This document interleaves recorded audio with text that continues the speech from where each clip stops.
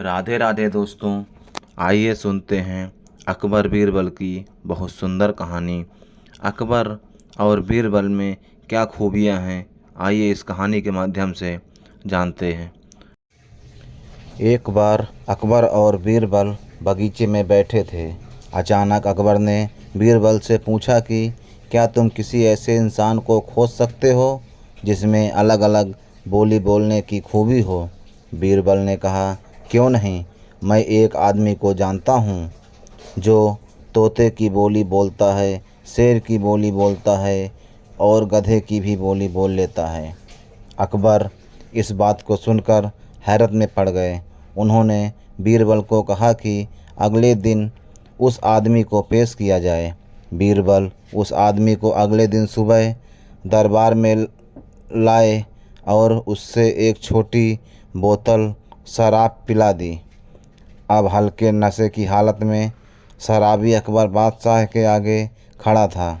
वह जानता था कि दारू पीकर आया जानकर बादशाह सजा देंगे, इसलिए वह गिड़गिड़ाने लगा और बादशाह की खुशामद करने लगा। तब बीरबल बोले कि हुजूर, यह जो सजा के डर से बोल रहा है वह तोते की भाषा है। उसके बाद बीरबल ने वही उस आदमी को एक और शराब की बोतल पिला दी। अब वह आदमी पूरी तरह नशे में था। वह अकबर बादशाह के सामने सीना तान कर खड़ा हो गया।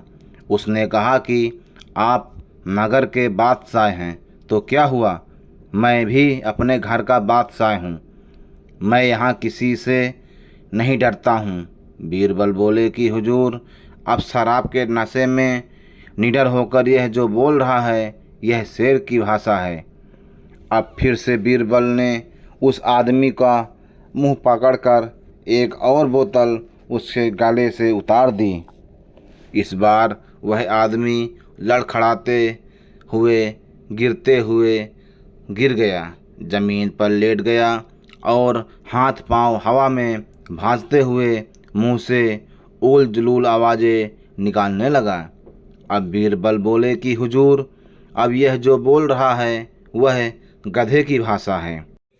अकबर एक बार फिर बीरबल की हाजिर जवाबी से प्रसन्न हुए और यह मनोरंजक उदाहरण पेश करने के लिए उन्होंने बीरबल को इनाम दिया।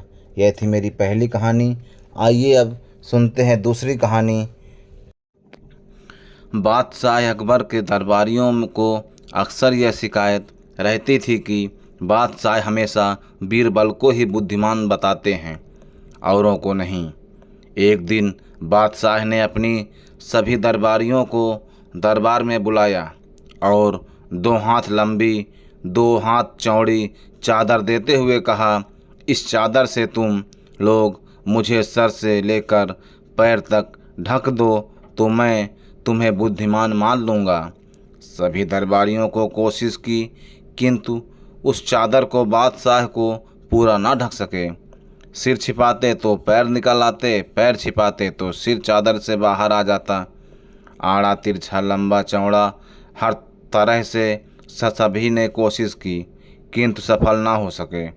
बादशाह ने बीरबल को बुलाया और वही चादर देते हुए उन्हें ढकने को कहा।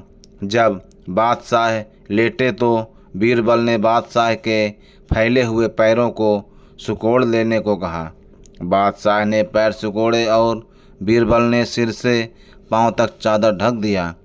अन्य दरबारी आश्चर्य से बीरबल की ओर देख रहे थे। तब बीरबल ने कहा, जितनी लंबी चादर उतने ही लंबी पैर पसारो तो कभी ज़िंदगी में दुखी नहीं रहोगे। ये थी मेरी कहानी। अगर आपको कहानी अच्छी लगी हो तो चैनल को सब्सक्राइब कर लेना और घंटी का बटन दबा लेना और ऐसे ही नेक्स्ट वीडियो में अच्छे वीडियो सुनते रहिए। धन्यवाद।